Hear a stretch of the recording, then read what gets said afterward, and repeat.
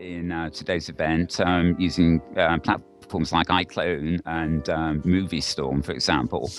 These are environments where people are actually authoring movies using 3D software, virtual environments, but they're literally building it offline. The other style of machinima I tend to refer to is what I call inhabited machinima.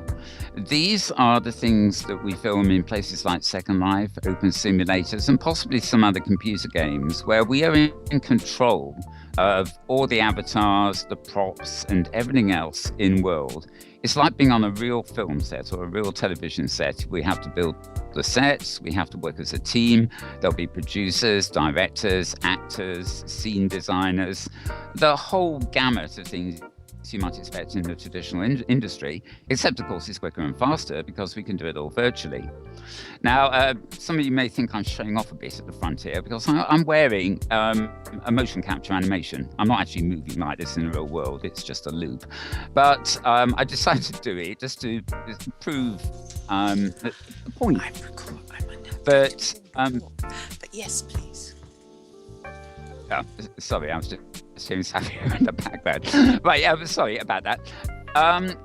Just to prove that we have masses of tools in virtual environments that we can actually, in this case, wear or use in real time to bring you machinima. And although inhabited machinima may well be used as a technique for making a movie, story narrative, like most of the ones we've been judging, where the story and production value has been mostly important.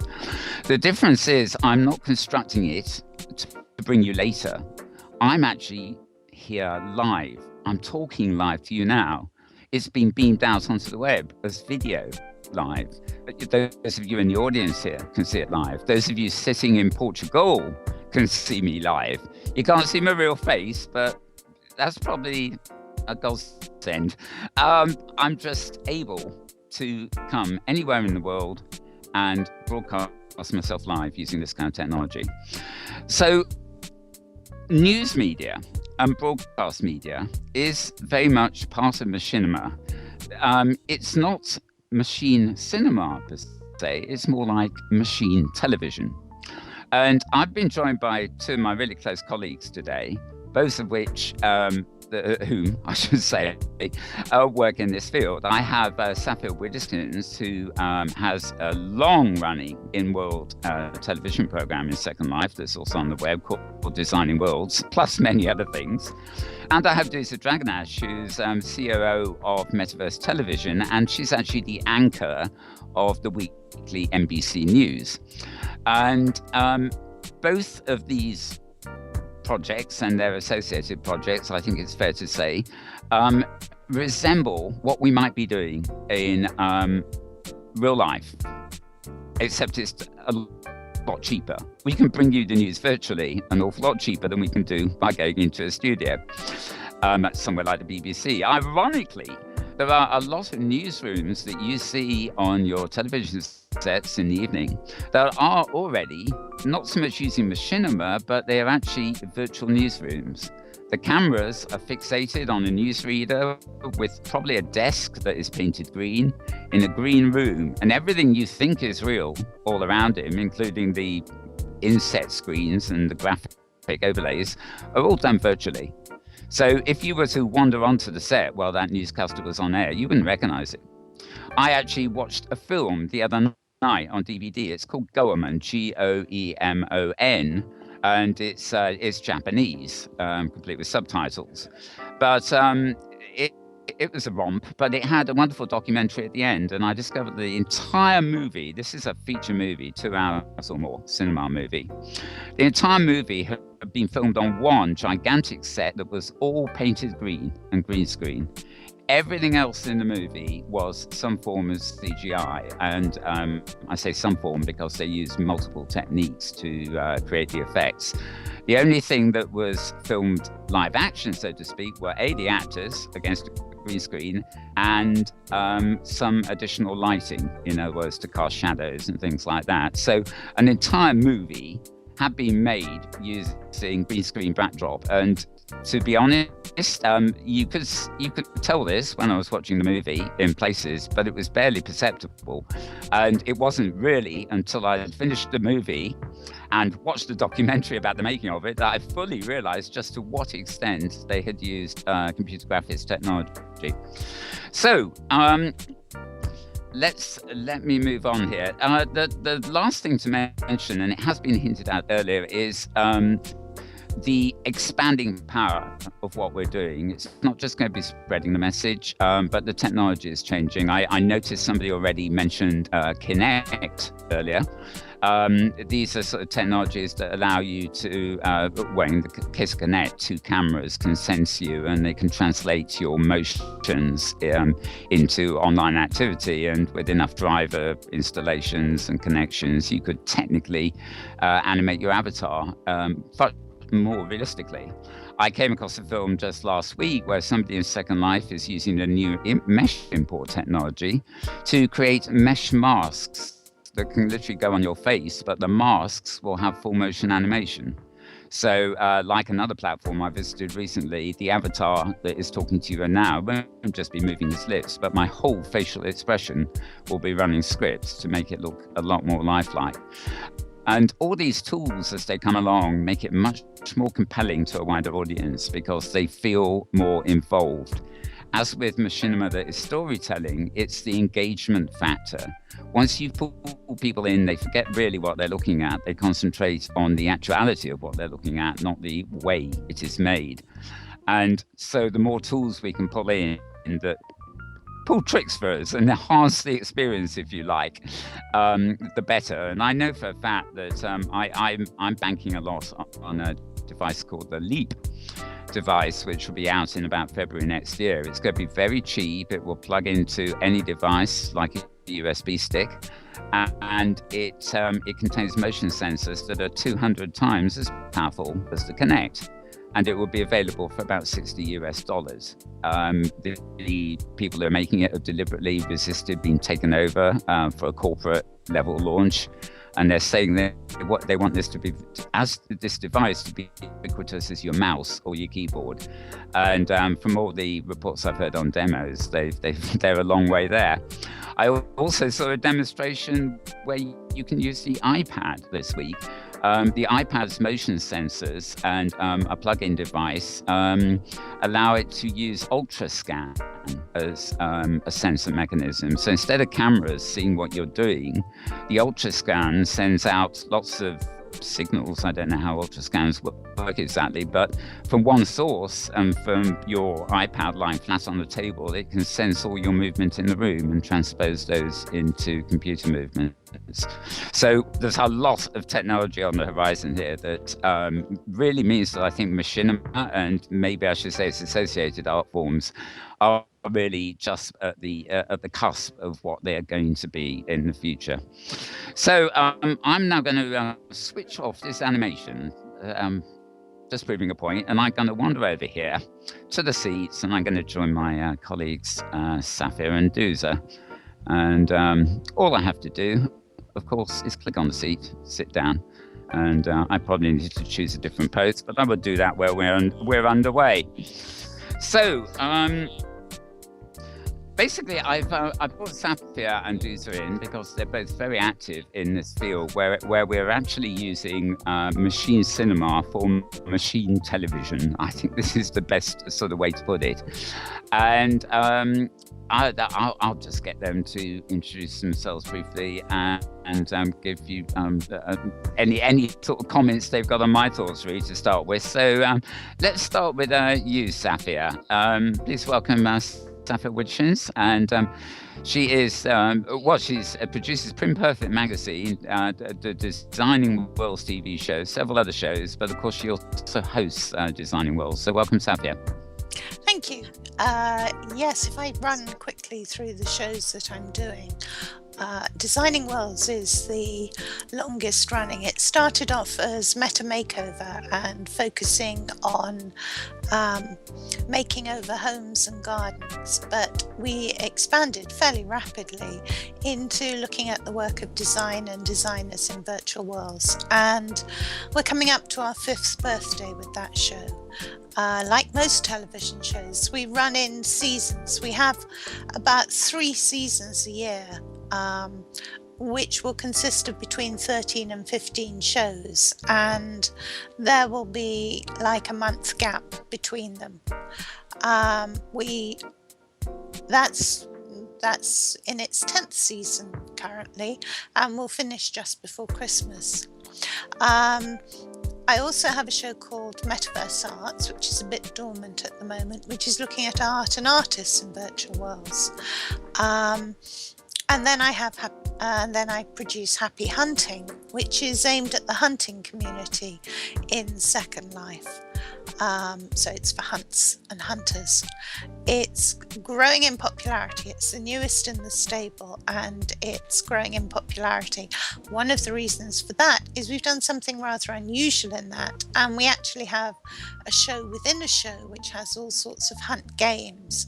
And this is the first time we've tried to do a major fictional series, and it's called The Black and Mirror, and it's taken from film noir with a touch of steampunk and some classic horror.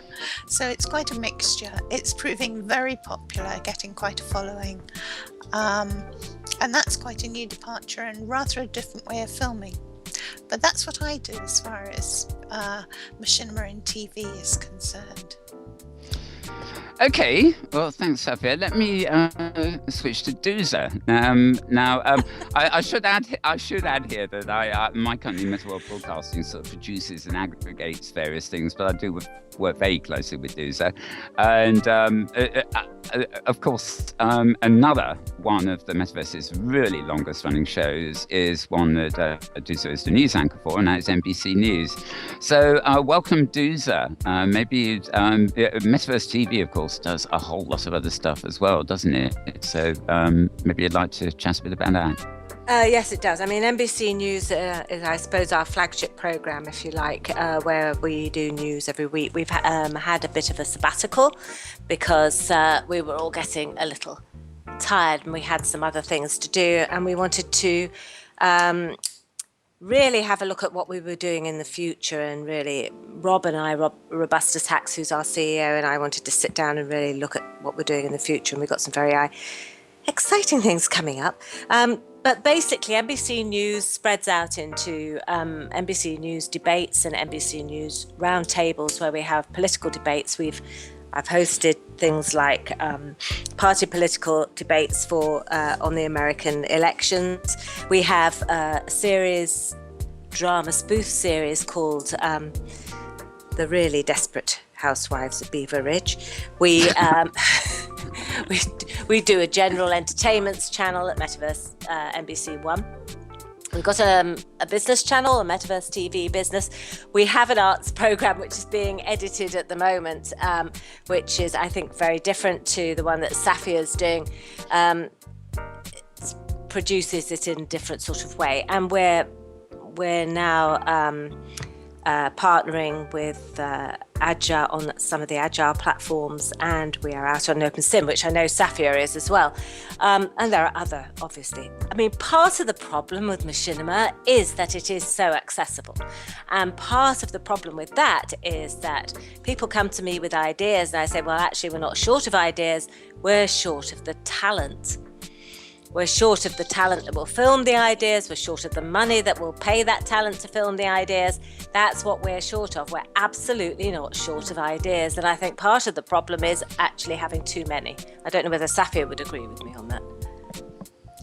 I think there's actually a difference between having good ideas and having good sustainable ideas.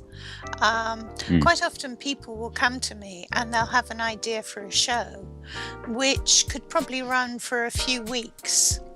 But the two things that I say to people, you know, when they come and pitch a show to me is it an idea that's are you still going to be happy to make this in a year's time, and will you still have content? And also, have you got a team behind you?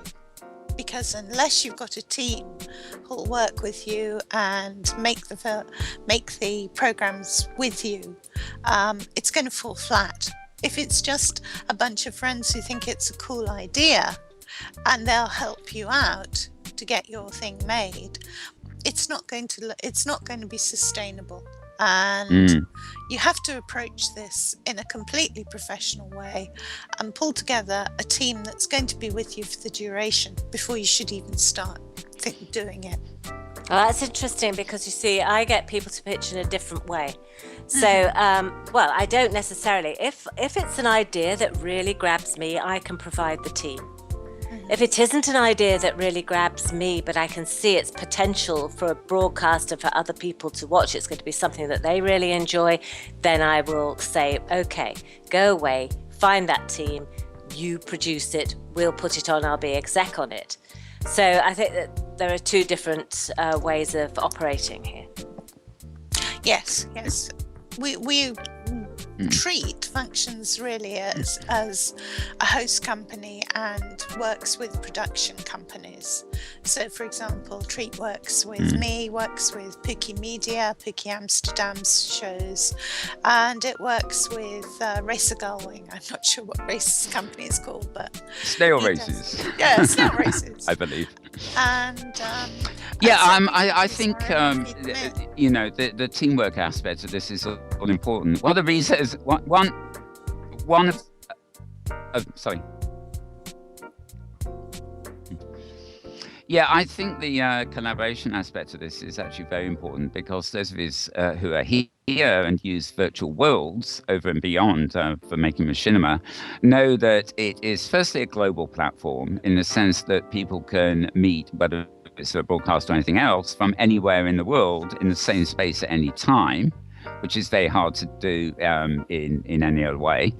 And secondly, this inhabitation thing I mentioned means that teamwork is almost essential.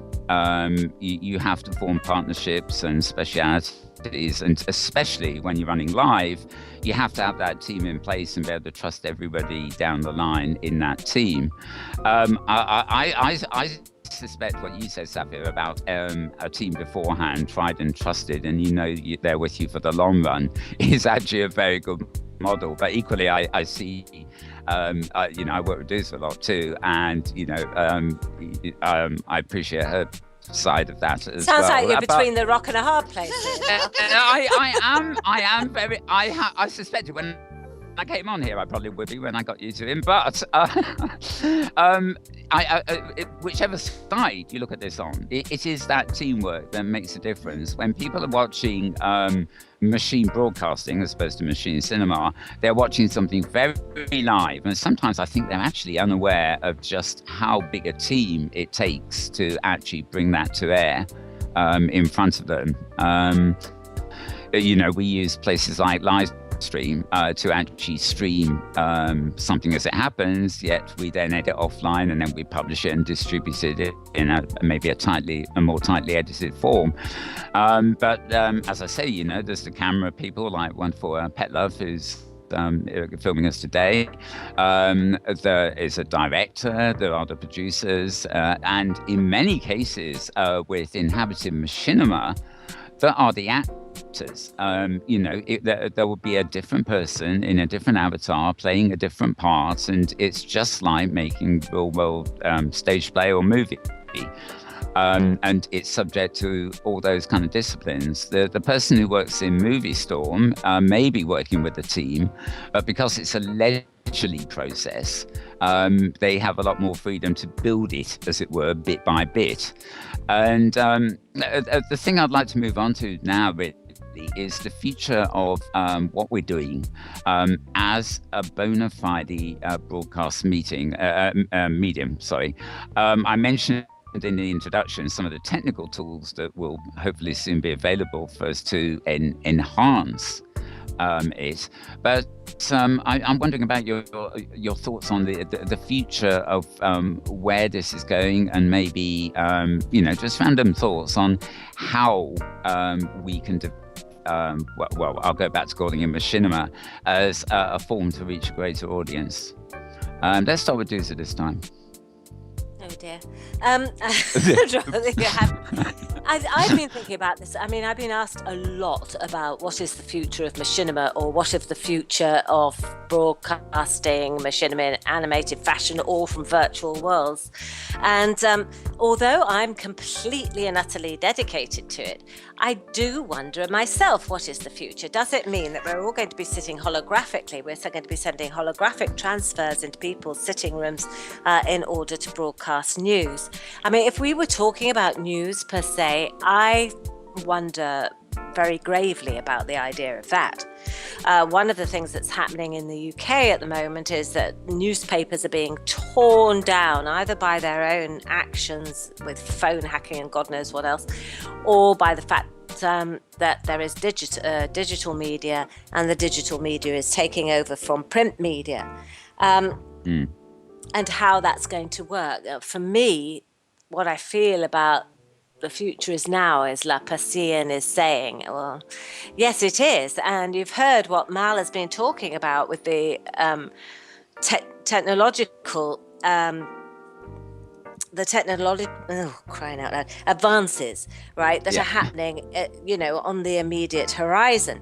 And keeping up with that, paying for that, accommodating it within our technology. Our eyes are like children looking at a box of chocolates, frankly, and our eyes are too big for our purses in this particular case quite often. I am sitting here now, I'm not going to talk about the kind of technology I have, but there is in one case, in one Pelly case in my bedroom, there is 50 grand's worth of technology sitting there, and it's virtually now being superseded. So I've had that probably about 18 months. And I had the feeling it would be superseded pretty quickly. I am being reassured the whole time, oh no, that can't happen. But it is happening, because everybody wants to be able to put that in their sitting room and put it into their PCs or their laptops or their notebooks or whatever else. As far as it being a viable medium to broadcast machinima, I think one of the things that Mal was talking about is you don't want to see my face, he said earlier. You don't want to see my face. And in broadcast media, in what we call real life, which is actually the same life, I'm living life, I do media in real life as well as in second life or virtual life. It's ageist. It's racist. It's there are gender issues. Any ist you can think of, it is. Yes. The media does not move forward with the times anymore. It used to be ahead of the times. It is not ahead of the times. So it hasn't accepted society as we perceive society, and society is well represented in virtual worlds. And one of the things that dedicates me to virtual broadcasting is that it produces a nearly equal, it can be, depending who's operating it, an equal platform. And I think this is really, really important. And it takes away your one's first visceral reaction to being faced with a person or an object of discrimination or whatever you like. And it produces, you speak to the person, you learn their brain first of all. You become attracted, become friends with a person with that inside of the person and not the outside of it. So this is the thing that absolutely dedicates me to this.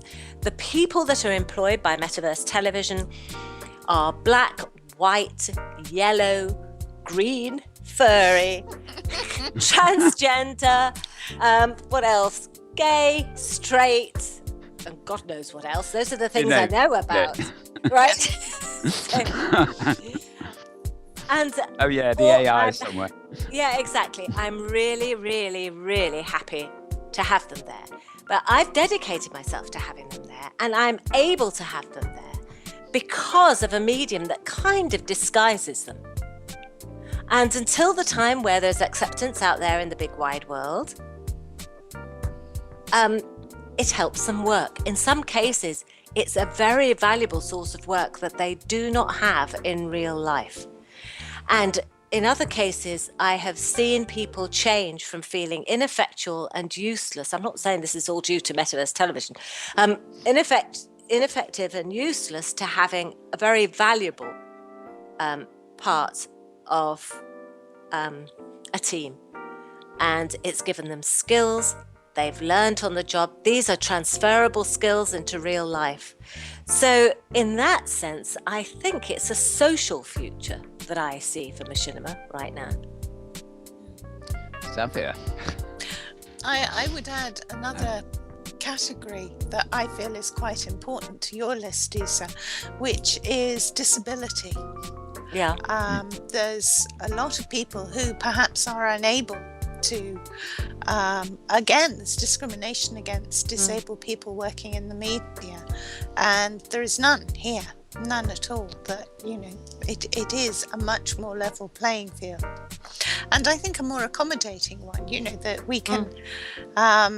we can make arrangements that cope with things that could be difficult in the real world, because we have to make arrangements to, for example, cope with wildly divergent time frames. I was filming a program yesterday which had a camera person, co-host, director all on the east coast of America, me in the UK, and a guest who was in Singapore.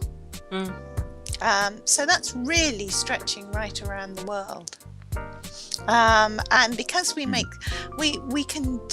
can have a flexibility that, because we have to have that flexibility, so we've developed it that you just wouldn't get in the real world at all. And I think I'm totally with you on what you said, Dousa. That is really so important about this media. I think. Sorry, Seth. I was going to go on to say that in the UK at the moment, we are having a sort of ongoing scandal that is actually fascinating in what it's showing about evolution of news values. Yeah. Because there's been, leading on from the fact that a very popular television personality of the 1960s, 70s, 80s recently died and has been revealed as a fairly major serial child molester. And certainly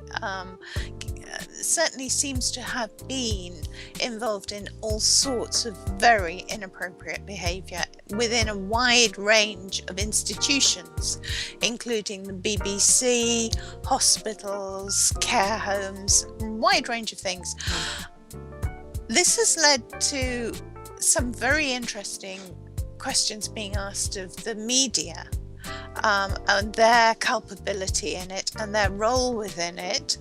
It's also led to other things that have been happening which have brought in the new social media. So, for example, a news program that had dropped the story of this story last year, then broadcast another story not naming a Tory politician who they said was guilty of child abuse.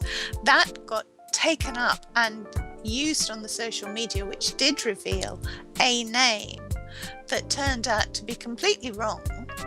And the guy was handed out of his house. And not only that, the BBC are being pulled as culpable for this. Although they hadn't named him.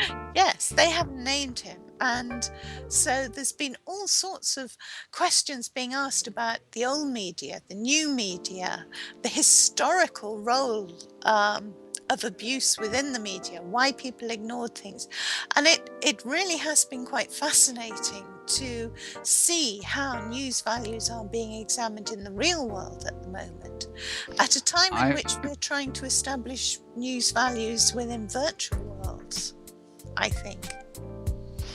I think there is a sea change going on here. I mean, you've only got to look at traditional news programs that we're talking about there, and then consider something that's been going quite long years now, Democracy Now!, where Amy Goodman's show in the States. You know, the internet and the online society has very much changed the agenda. Admittedly, you can't just switch on your box in the corner and passively find Democracy Now! Very easily, but you can with your second screen and everything else. So I think a lot of these big institutions are going to have to give way to the fact that there's a multiplex of things going on. I mean, we've talking about Metaverse TV. You've mentioned Treat TV, for example. But I mean, even in Second Life, I look at live stream and, there's Lapiskian, who's broadcasting this conference, and there are endless machinima makers who have their own live stream channels and just go live from Second Life to varying degrees of professionality. But the point is, there is a huge amount of choice. And it's not the restricted menu system that you tend to get from the box in the corner. And actually, this leads me in quite well to something I didn't mention earlier on, is that despite the jokes about my real world face, I do a show on Sunday, or I co-host a show on Sunday where we show a lot of machinima on live stream, but we also appear on webcams using our real faces, not always our avatars, and discuss the news that's gone by and the news that's coming up, and then show sort of clips in between. Both Dousa and Saffia are very familiar with this show. But one of the interesting things we found all along was when I proposed to make it an avatar-only show, a lot of the regulars moaned, because it seemed to them that half the attraction was seeing my mugshot on screen. I can't think why. Maybe they just want to see the real people behind avatars. Maybe they become so familiar with us as avatars that the novelty is the real person. I don't know. Well, I think you're very smiley, Mal. I think it's quite nice to see a smiley face on a miserable Sunday afternoon, frankly. Yeah, that probably helps. I never knew I smiled so much, but never mind. Metaverse Week in Review is on MetaWorld 2 on live stream on Sundays, if anyone's interested, at noon Second Life time. Anywhere else in the world, I don't know at the moment. But the other thing that people like about that is the fact that at live stream, you have a live chat channel, a chat room right by the live broadcast, and people love to not only ask you questions, but they love to talk amongst themselves as well. Now, I know Lapiskian's channel, if you were watching it on the web at the moment, or indeed are watching it on the web, I should say, you will notice there's a chat room down the side of the broadcast where you can make comments, talk amongst yourselves, or ask questions. Just as in a Second Life event like this, you can ask questions in text and we can respond. So actually, that is also my key, to say that if any of you on live stream or in World here have any questions first, just put them in chat and we'll try and pick up with them. It doesn't matter whether it's, I'm looking at the chat on the TV channel, so I'll see anything there. And if you've got any questions, we'll cope with them. And while we were talking, I did know that Spy actually did have a question of his own. So I don't know, do you want to put it in World Chats, Spy, and I'll add it to our subjects, as it were.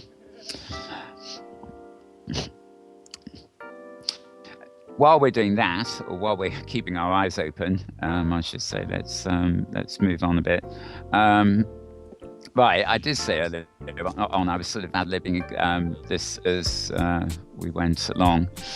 Okay. Can I? Lapis just said about pathfinding technology will add to the realism of filmmaking by animating objects with LSL calls. I was going to say on that, there's other things that we really, really need to add to the realism of film. Various people I've worked with have said that they would give up all the pathfinding, possibly mesh too, for the opportunity to raise a single eyebrow. Yep. Or even both. The lack of facial expressions, the lack of subtlety in and facial expressions, because of course you can wear gross sort of smiles and frowns and everything. It is really a killer. What we need is some subtlety in expression. Well, if we can get together and, Mal was talking about people who are developing mesh faces that you can put on your avatars that are going to be scripted with expression. There is also a way of doing it, but it's very labor intensive and you have to do it in the edit. It is massively labor intensive. It is very rewarding. It does bring us down to this thing of, 98% probably. It's quite a very high 92% of human interaction is done with reading physicality, reading expression, reading body language. And one of the things that you find yourself visibly doing, and this may be the clue to your to your popularity, Mal, is the fact that they can read your expression, they can see your face, they can see your goodwill. You know, one of the things that Rob and I met up last year in the UK, and up until then we've been working together for 4 years without ever meeting. And, I'm quite sardonic. And one of the things that he came out with was, I understand what you mean now. Because I can see that, you're not slapping me over the face that it's actually just your personality, your presentation, that kind of thing. And so I think those elements of people in the team that can cause problems, I don't know how those would work. There are ways that you could, for example, in Venue Gen, I think it was, where you can operate your own gestures to give meaning, and that, as opposed to the emotes that you get in Second Life, which are quite wooden. The gestures in Venue Gen are sort of motion capture. They're very smooth and very good and very well observed. So things like that. I sank into my chair just now because I was trying to get my animation going for news reading. So, see, but if you can override the animation that's here. Yeah, hang on a sec. We just had a bit of difficulty getting Skype onto audio. Yes, Spy, welcome to the conversation. Okay. Yeah. Okay, I just wanted badly to throw a question because as far as you were talking amazingly about your work, what you do about media and news on virtual world, and on the last, I guess on the last year, I'm following the New World's TV, New World's Media TV. Do you know that channel? It is a Chinese channel who broadcast real life news. They made all in CGI. That format. I was running them for quite a while on the weekly show. They're incredibly funny, and of course they bring real world news, don't they? They're excellent. Yeah, I love that format. And my question is, how do you see that applied on maybe on Second Life? I don't know if there is a way, because that as far as I can see, New World's Media TV, it is a venue at this moment. They are making money to keep the business running. So it's quite interesting, I guess. I'm not sure. They're not China actually. I think they're either Singapore. I think they're actually South Korea, where they're coming from. And of course, South Korea. South Korea is a very big technological hub these days. I mean, far bigger than we really realize in the West. I don't know how they're financed or anything like that, but they've clearly got some fairly high tech offline animation kit, and they just do a wonderful job. Mm-hmm. I would say that they're animators. I would say that they're actually animators because they produce it so fast, according to the news. They generally take one subject and deal with that, as far as I can remember. That's what I saw of them. So they're only talking about one thing, but they produce it nearly overnight on some occasions I've seen. So they must be animators, and certainly working as an animation team.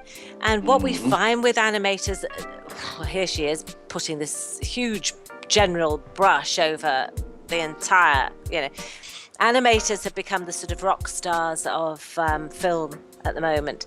But I was working with some animators in Manchester recently who are funded, really interesting. Manchester's sort of our third city in the UK.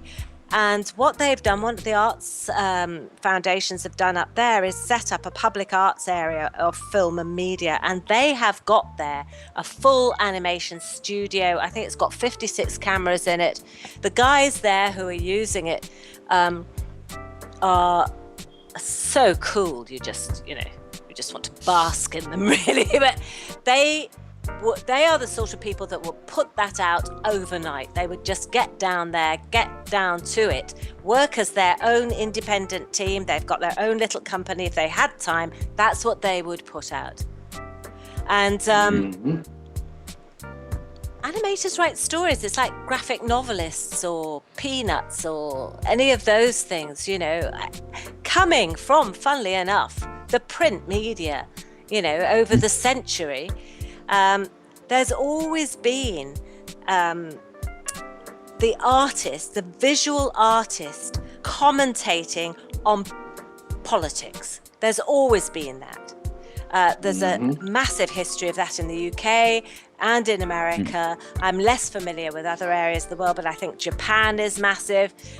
We have things like Private Eye, which is, half of that is visual media, and it's all sardonic and political satire. And British comics were born out of caricaturists, quite literally. Yeah, there you go. So, who took on the political. Yeah. So it's sort of coming full circle into digitality, if you like, into virtual media, and those animators, those artists, and they are artists. They're creatives. Put that up in a really fast amount of time. If that happens in Second Life, anybody can do that in Second Life if they are talented enough to do it. Yes. I think, we, as far as NBC News is concerned, occasionally we will put a spoof at the end of NBC News if we have time, capability, and feel like doing it. About copying their medium, we're not going to do, that's not fair. Copyright's a huge element that I feel very strongly morally about. It's not enforced on me in this. I can get away with a lot, but morally I feel I don't want to do that. So I love their work. We're doing something different. Somebody else wants to do their work. We had a little program called, I can't remember what it's called, The Waiting Room. It's basically about the info hubs and about the people who hang out in the info hubs, right?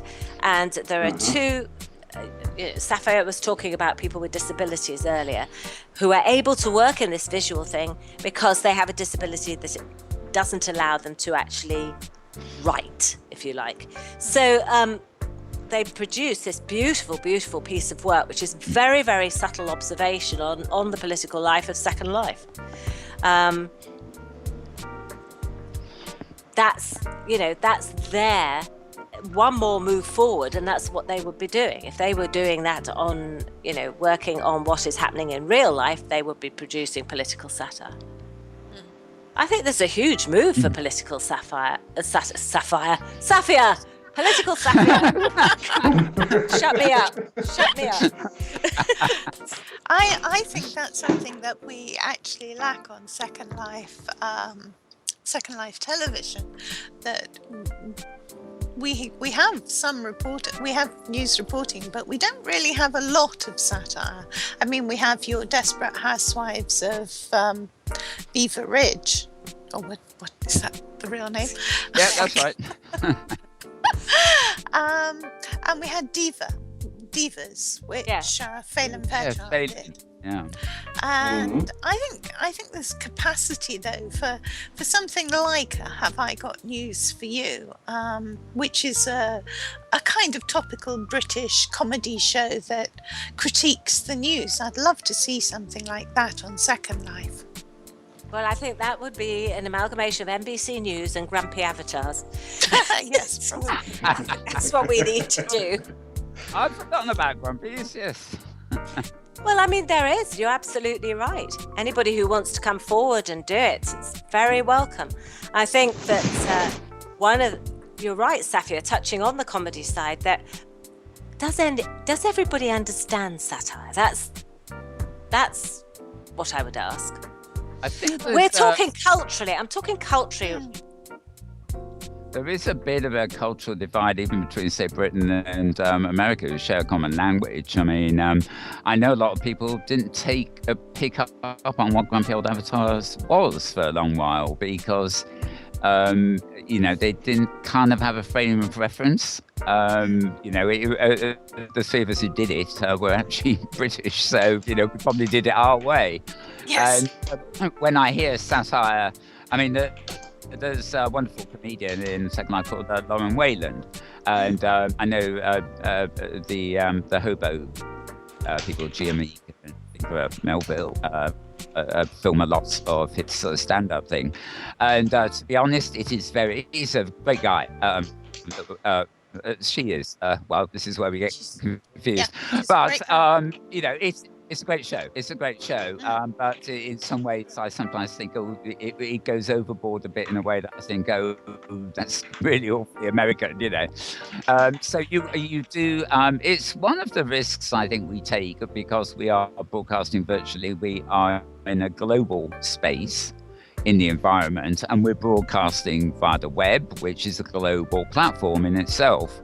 And the nice thing about Second Life and its huge population is the huge cultural mix. And as Dousa said, because it's an avatar presence, a lot of real world prejudice is not there, which is really great.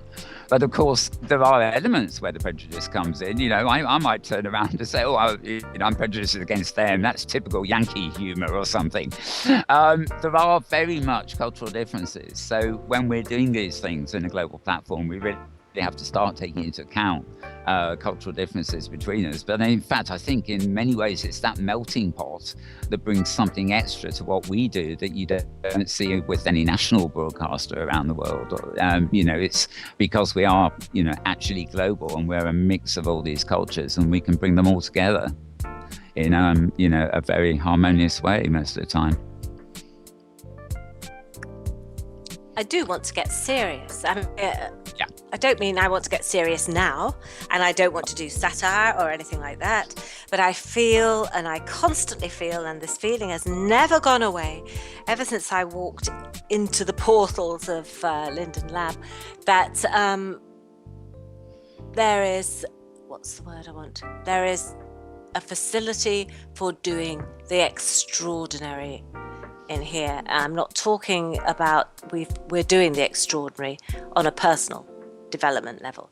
We're doing the extraordinary on a cultural development level and technology development level, that's for sure, because when I talk to my friends, they all think I've gone completely crackers. They all think I've gone mad. And I'm sure, other people will understand that. But I think on the global political platform, there is work that could be done in here that we aren't doing yet. It's being put forward by certain small groups of people working in either as individuals or in small localized areas. But I think actually there is room for having a platform like this and a media platform like this, that for the UN, for example. Yes. To do some decent, peacemaking work. I have to say peacemaking because that's where my heart is really, and so that's where I go as opposed to war making. So that's where I would go with it, and I would really, really like to see this happen. It's actually quite interesting. Sorry, Saffia, carry on. I was going to say, I'm seeing a lot that's being developed here in terms of education, and also in terms of particularly medical education and medical resources on a whole range of levels. We recently did a show at the Mayo Clinic, and before that we've done one with Imperial College London, and it's quite extraordinary the way that on this platform professionals, doctors, nurses, are not only training but also interacting with, for example, support groups across the world, an international thing. And it's becoming very exciting. The possibilities, like when the internet first started, and the academics were able to take advantage of being able to share knowledge on a completely unprecedented scale. You know, they didn't have to jet over to Hawaii to give a paper and then go home again and read the report 6 months later. They could swap papers over the web. They could have virtual conferences, and this is taking it to a whole new level. I think the potential is extremely exciting. But I think also the potential for drama here is in its absolute infancy, but is very powerful, that we can do things which are going to be extraordinary. I think it's just starting, and I'm really excited to be part of it. I agree. I think there's a parallel there actually with comic books. Well, in England anyway, you know, when I was a kid, I can't tell you how boring the sort of things we had around were, and you know, we even imported American superhero things because they had colour and they were brighter, even though in retrospect they're pretty awful, until the Europeans came along. But you can now, I'm not working in that field, I haven't done for decades, but you know, the format of the graphic novel is now accepted. In America, in the UK, I mean, Europe's had it for much longer in its own incarnations and language. But that's a progression, you know. The comic books that everybody said, oh, they're just for kids, are now graphic novels, some of them, that are accepted by adults. And I think this may be the case with machinima, you know, and the sort of things we're talking about doing, the storytelling aspect of it. It's all in its infancy. We have a lot of tools available at the moment, but they're only a fraction of what's probably going to come along. So we're in there at the start, and it's a medium that I think must be on the verge of maturing. How long, you know, maturation takes, I don't know. It's partly the creators, it's partly the tools available. But you're right there. I think we're on the cusp of something that is going to be very big. I don't think any of us are sure of us how soon it's going to be big. We said this about virtual worlds, but instead of getting people online to meetings, they just pick up on mobile tech and still travel in airplanes to go to meetings when they don't need to. So, you know, certain technologies come along and hijack things, but we're already seeing the beginning of a transition from broadcasting to, you know, like the BBC players, and the fact that you can get television via Google boxes or Apple TV or Xboxes, and the Xbox type consoles are beginning to use virtual environments as the user interface. So you know, you literally go into a 3D space as a menu to pick on the destination you want to go for the television, as it were. And although that's only a stepping stone into what is conventional television, I think increasingly those two elements are going to merge, and we're going to see a lot more television where you can actively partake in an environment. There are some very good examples in Second Life of radio shows that are still just straightforward radio shows, but they come live from Second Life 2 so that they can have a live audience that interacts with them, and the questions are reflected on the radio broadcast. So everything is changing slowly. You never quite know how the connections are going to be made and where they're going to go, but the changes just happen and they're there before you know it. Mal, the umbrella end is, you know, we've got the walking stick round our necks and we're being dragged off the stage, darling. We're out of time. Oh, are we indeed? Okay.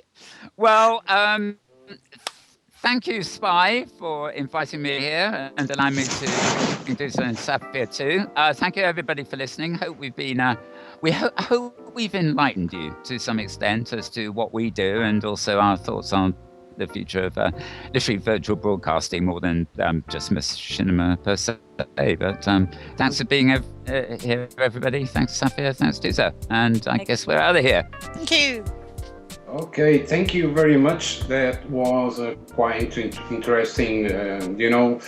You brought so many things to the panel discussion that I can't even resume everything. No, you are those who work. I love your work. What you do, Dousa, Saffia, Malburn. You do a great work on the virtual platform, and that I really appreciate.